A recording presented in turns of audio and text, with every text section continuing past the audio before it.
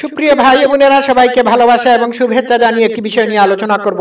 কথা না বাড়িয়ে আমি এই হাঁস উপদেশটা বা হাঁসকুরের ভিডিও ফুটেজের অংশবিশেষ আপনাদের সামনে প্লে করে দেখাই, তারপর মূল আলোচনায় যাচ্ছি। আমার আলোচনার বিষয় হচ্ছে লকডাউন, মনে রাখবেন। Let's play.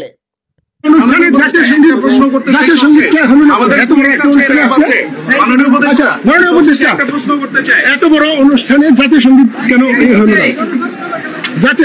আপনি বলুন, আপনার প্রতিষ্ঠানের অনুষ্ঠান জাতীয় সঙ্গীত কেন এই হলো না? উত্তর না দিয়ে চলে গেছে। আচ্ছা দর্শক, তো তারা শুনেছেন তো, এই হাঁসখুর জঙ্গি বাচ্চা টুকাই উপদেষ্টা জাতীয় সঙ্গীতের ব্যাপারে প্রশ্নটি সম্পূর্ণরূপে এড়িয়ে গিয়েছে। সে উত্তর দেয় নাই। তাকে প্রশ্ন করা হয়েছিল জাতীয় সঙ্গীত কেন গাওয়া হলো না, এত বড় একটা অনুষ্ঠানে কেন জাতীয় সঙ্গীত গাওয়া হলো না। সে উত্তর দেয় নাই, কিন্তু উত্তরটা আমার কাছে আছে। জাতীয় শত্রু আবার জাতীয় সঙ্গীত গাওয়ার ব্যবস্থা করবে, এটি কি আপনারা বিশ্বাস করেন? তো আমি সামান্য দেখালাম, আর বেশিক্ষণ কথা বলবো না। এই জঙ্গি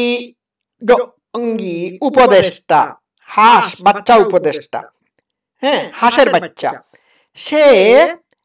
সে বাংলাদেশে অঙ্গি ট্রেনিং দেওয়ার ব্যবস্থা করেছে। কেন জানেন? কারণ হচ্ছে এদের মাধ্যমে আওয়ামী লীগের সকল আন্দোলন, মুভমেন্ট, মিছিল, মিটিংকে থামিয়ে দেওয়া সম্ভব হবে।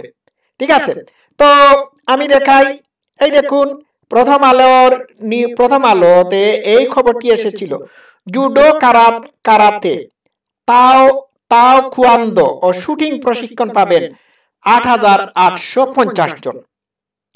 এটি কিন্তু আসিফ মাহমুদের মস্তিষ্ক থেকে এসেছে এবং এদেরকে ট্রেনিং এর ব্যবস্থা করে, এদেরকে ট্রেনিং দেওয়ার অস্ত্রের ট্রেনিং দেওয়ার ব্যবস্থা করা হয়েছে।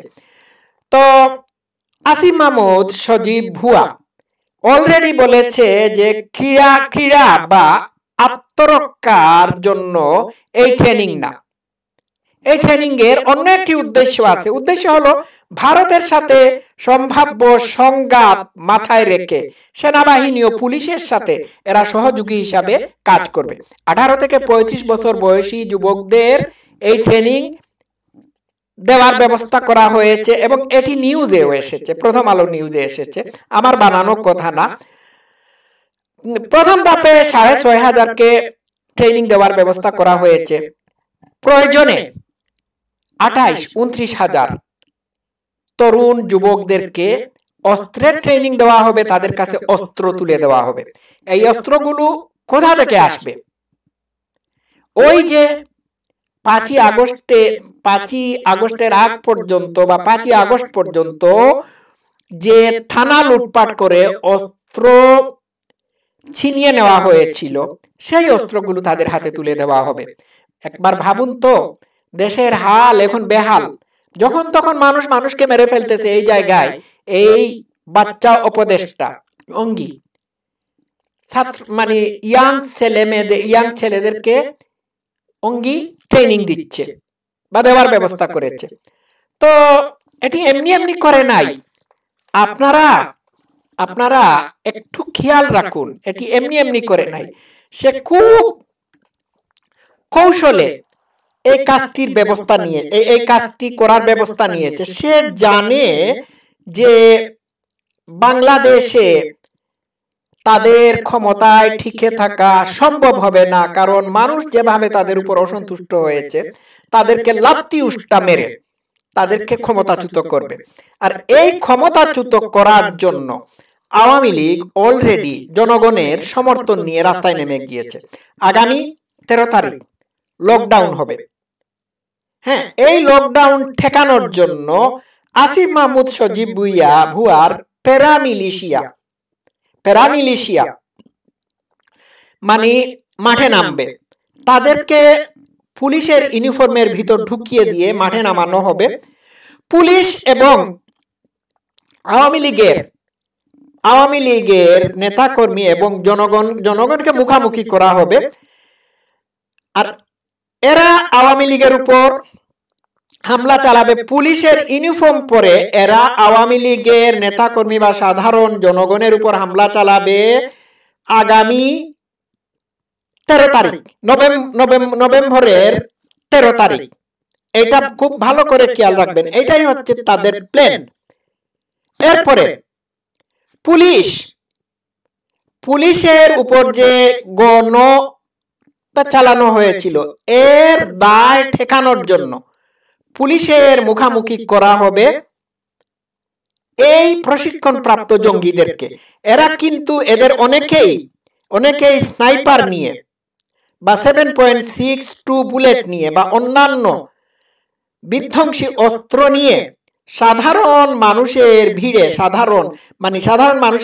ভিড়ে আন্দোলনরত মানুষ হিসাবে মিশে যাবে আর পুলিশের উপর আক্রমণ করতে পারে, যার ফলশ্রুতিতে পুলিশ পাল্টা হামলা চালাবে। এর মধ্যে পুলিশ মারা যেতে পারে, গেলে পরে এই দায়িত্ব আওয়ামী লীগের উপর চাপিয়ে দেওয়া হবে। বিষয়টি ভালো করে খেয়াল রাখবেন। আমি আশা করি এটি যাতে না হোক, বাট হওয়ার চান্স আছে।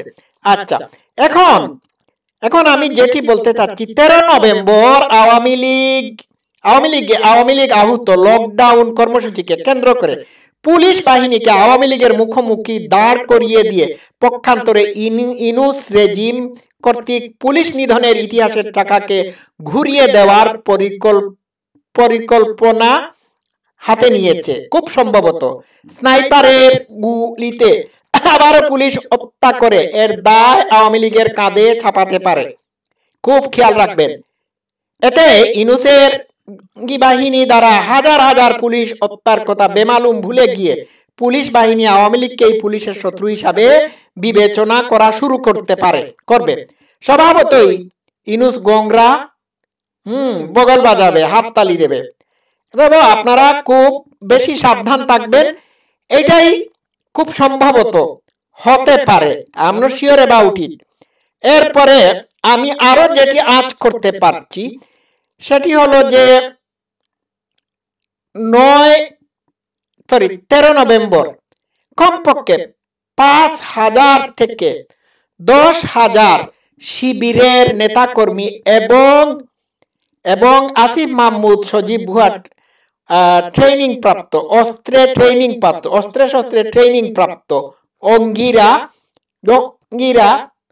নিয়োজিত হবে এবং তারা পুলিশের ইউনিফর্মে ঢুকে এই কাজটি করতে পারে আওয়ামী লীগকে ঠেকানোর জন্য। অলরেডি আমি যে খবর পেয়েছি, ইউনিফর্ম অলরেডি ডিস্ট্রিবিউট করে ফেলা হয়েছে। বিষয়টা বুঝতে পারছেন? তো 13 তারিখ এই কাজটি এরা করতে যাচ্ছে। আপনারা কি বিষয়টা ওয়াচ করতে পেরেছেন?